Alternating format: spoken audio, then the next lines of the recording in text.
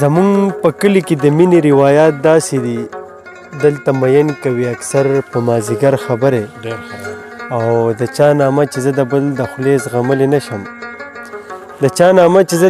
خولې زغملی نشم احساس هغه کړي په ما پسې اکثر خبرې ملګرو سلامونه مې واخلئ ستاسو ورور سردار احساس یم او د خپل د یوسفزي صاحب د پیج پروګرام ادبي زغل نه تاسو ته نیغ په نیغه څه بلها مودې پس تاسو ته مخامخ یو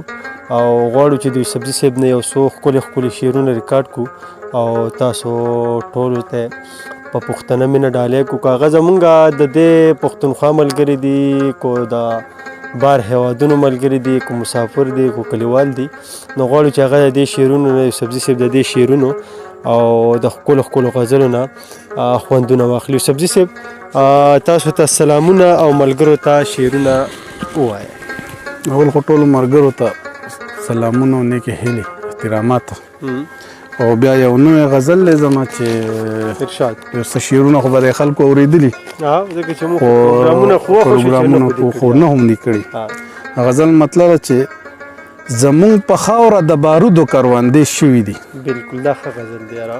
زمونږ په خاوره د بارودو کروندې شوي دي چنار مو سوی په ګودر سمې کانې شوي دي. ډېر ښه یار مننه.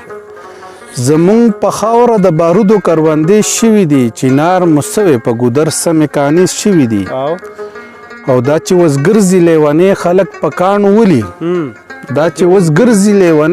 په کاڼو ولي دغه سړي پسې د مور او پلار خیرې شوي دي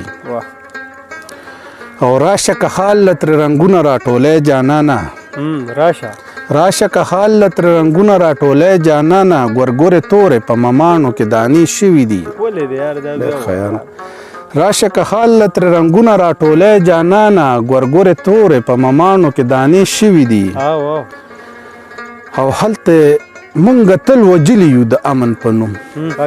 هلته یې مونږ تل وجلی یو د امن په غږ چې د یووالي خپلواکۍ چرته نارې شوي دي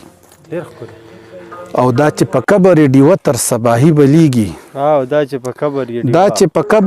تر صباحي بلیږي په ده ظلمونه د ظالمې زمانې شوي دي او ستا د وصال پسې مې سترګې شوېړندې روزمینه ستا په وصال پسې مې سترګې شوېړندې روزمینه کلي ته راشه چې د اوینم مودې شوي دي